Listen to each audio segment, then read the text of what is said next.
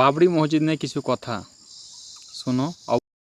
কি খবর জি সকল ফেসবুক বন্ধু, আমার ফ্যামিলি মেম্বার, একটি কথা তোমাদের বলবো ভাই আজকে। আর তোমরা অবশ্যই সে বিষয়টা জানো।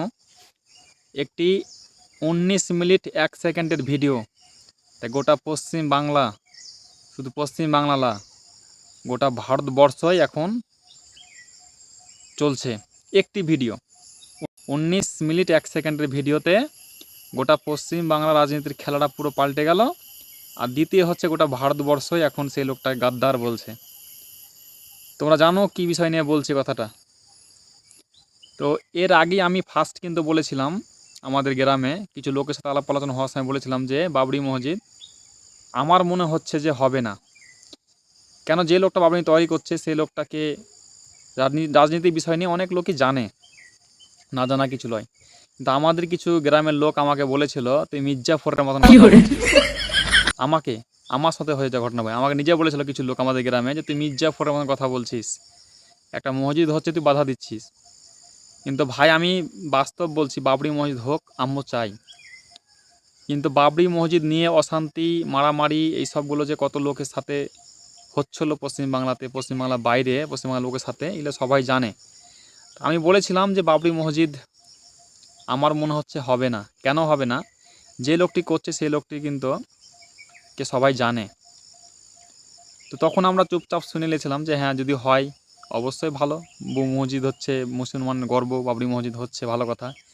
কিন্তু আজকে যখন সোশ্যাল মিডিয়াতে ভিডিওটা চলে এলো ভাইসে, তখন কিন্তু কিছু কথা বলতে চাইছিল, মনটা অনেকটাই বলছিল যে হ্যাঁ কিছু কথা বলি, কিন্তু বলিনি, সময় পাইনি। তাই কেন এই সবে সময় দেওয়ার মতন সময় আমাদের নাই, কেন আমরা ভাই কাজ করে খাই পেটে। তো এই যে ভিডিওটা ভাইরাল হলো 19 মিনিট 1 সেকেন্ডের ভিডিও, এই ভিডিওতে কিন্তু সমস্ত কথা মানুষ বুঝে গেল। আর সব থেকে বড় বিষয় কি জানো, যে এই কথাটার মধ্যে বলেছে মুসলমানেরা বুড়বক খ্যাপা, মুসলমানকে সব তাড়াতাড়ি ইমোশনে নেওয়া যায়, ইমোশনে ফেলা যায়, তাদের কষ্টকে ইমোশন করে তাদেরকে ব্ল্যাকমেল করা যায়। আর সেটাই কিন্তু হয়েছিল গোটা পশ্চিম বাংলায়, গোটা ভারতবর্ষ জুড়ে। তা আজকে বলে না যে যদি না চায় আল্লাহ তো কেউ করতে পারবে না, যদি চায় আল্লাহ তো কেউ ঠেকাতে পারবে না।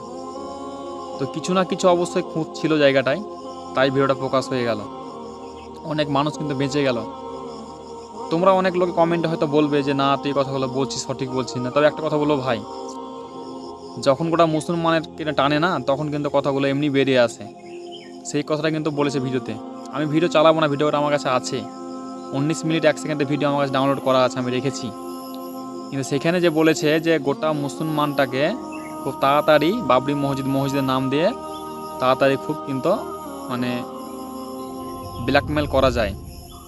আসলে তাই, মুসলমান কিন্তু অনেকটাই মসজিদের ওপরে খুব বিশ্বাসিত, ভালোবাসে মসজিদকে, আল্লাহর ঘরকে ভালোবাসে। তাই এই নিয়ে খেলা করতে যেয়ে কিন্তু মানুষ ফেঁসে যায়, আর ফেঁসে গেছেও। তোমরাই জানো কার কথা বলছি, কিসের কথা বলছি। কথা বেশি বললে বলা হবে, কিন্তু বলবো না।